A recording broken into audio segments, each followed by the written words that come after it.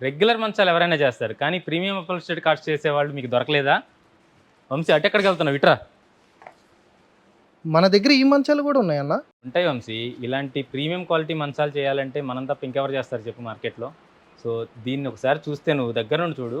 ఈ ఫ్యాబ్రిక్ చూస్తే చాలా ప్రీమియం లుక్‌లో వెల్వెట్ ఫ్యాబ్రిక్ యూజ్ చేయడం జరిగింది. Goldish colour.